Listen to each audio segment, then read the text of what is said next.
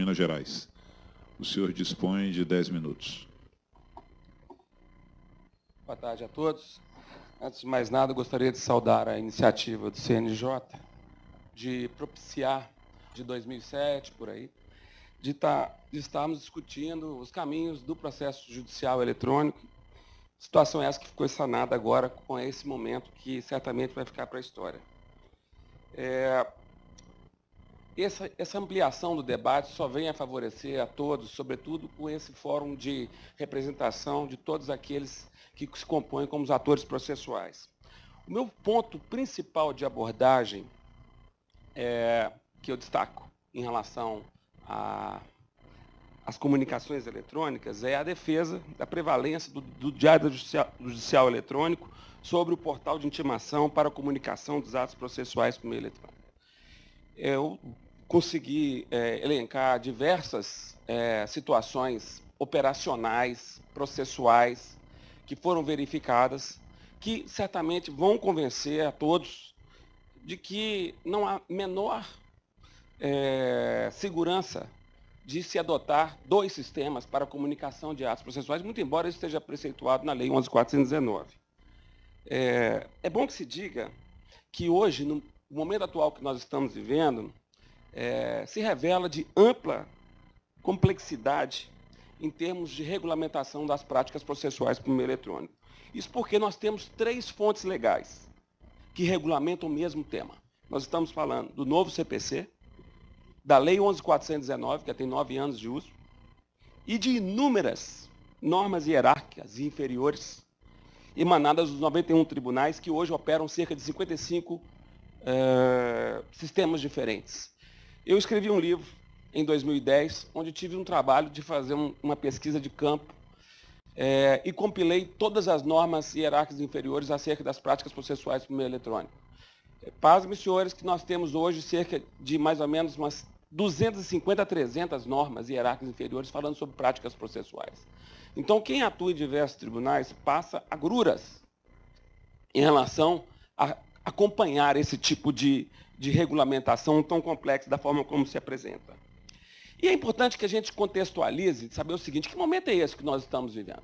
Nós estamos no momento, 9 anos depois da implantação da Lei do Processo Eletrônico, em que nós temos cerca de 10% dos autos digitalizados. Ou seja, cerca de 13 milhões aproximadamente, já que se diz que nós temos hoje na Justiça Brasileira cerca de 103 milhões de autos judiciais tramitando.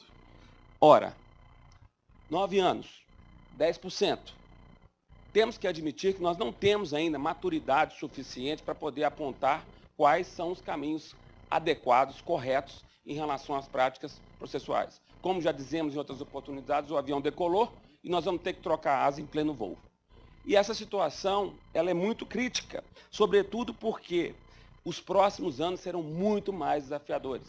E eu destaco, por exemplo, o fato de São Paulo, em novembro do ano passado, ter começado a colocar em prática que todos os processos distribuídos no Tribunal de Justiça de São Paulo já serão atos digitais. Então, a mesma coisa aconteceu com o Tribunal de Justiça de Minas Gerais.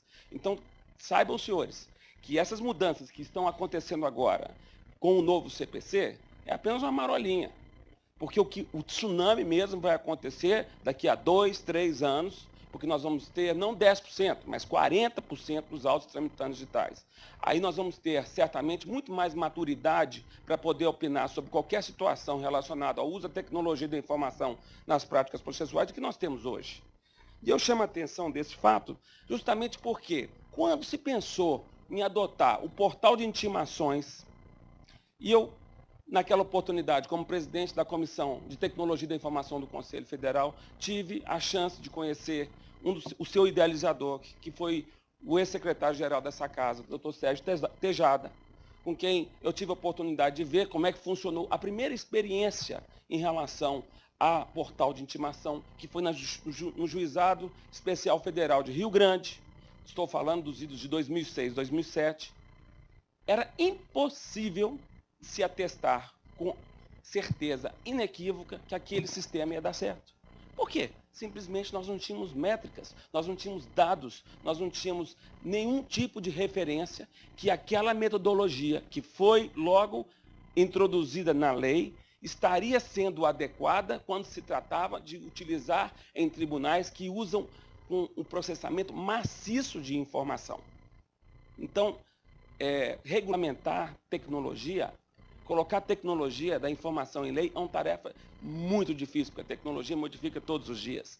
Então, como é que era possível, de uma forma absoluta, taxativa, dizer esse é o melhor sistema, portal de intimações? Nós não tínhamos referência nenhuma disso. Ora, e se contrapormos essa situação em relação ao que os grandes tribunais do Brasil, aqueles que operam com grande volume de informação, optaram? Pega o exemplo do Tribunal de Justiça de São Paulo. Só se adota o Diário da Justiça eletrônico. Ponto.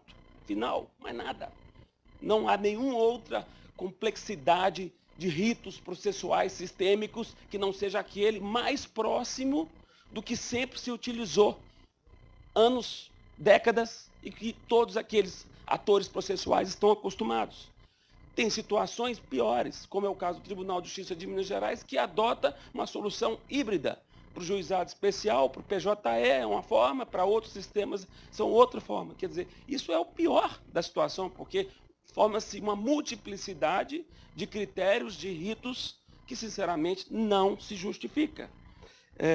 Por esse motivo, é que eu defendo que é papel do CNJ, como grande orientador das tendências, ou seja, do que pode ser adotado de melhor em relação às práticas processuais com o meio eletrônico, que oriente os tribunais para que eles apenas utilizem o DJE. Nada mais. Né? E aí eu chamo a atenção para o seguinte: caso se prospere, e oxalá que isso aconteça, o Diário da Justiça Eletrônico Nacional, como é que podemos pensar que essa possibilidade vai acontecer sem que, primeiro, na etapa inicial, todos os tribunais que ainda não utilizam o Diário da Justiça Eletrônica deixem de utilizar? Então tem que trabalhar nesse ponto. Todos os tribunais, e isso é uma solução de facílima implantação e de baixo custo, como já foi dito aqui anteriormente. Então, não há como colocar em prática o DJEN se não tivermos a orientação do CNJ para que todos os tribunais brasileiros utilizem o Diário da Justiça Eletrônica. Então, eu destaco um outro aspecto também muito interessante, é que o novo CPC, ele deu ampla prevalência para a utilização do Diário da Justiça Eletrônico, em detrimento do portal de intimações.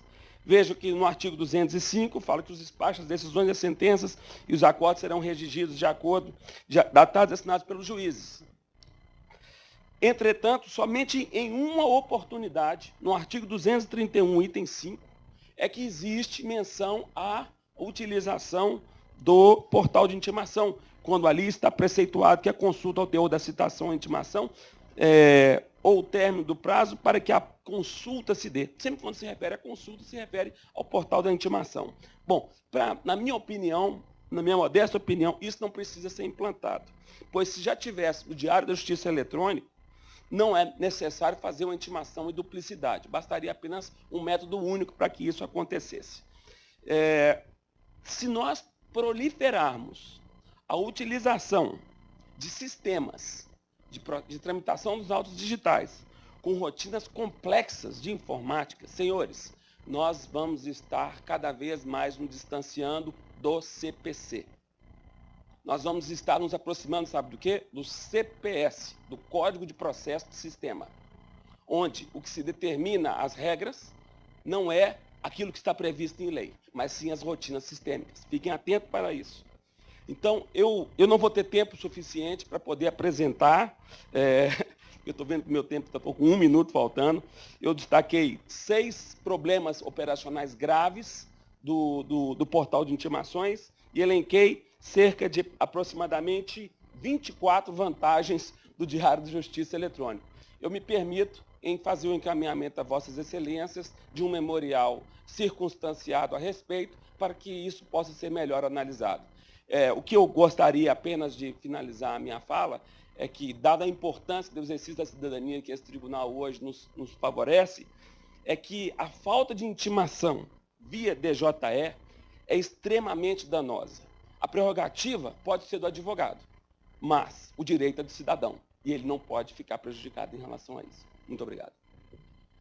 Muito obrigado ao Dr. Alexandre Ateniense, do Instituto dos Advogados de Minas Gerais, diretor de Direito Digital, e solicito que sim, por favor, encaminhe o memorial para o Conselho para enriquecer, o que certamente irá enriquecer mais ainda o objeto de trabalho para a nossa reflexão. Doutor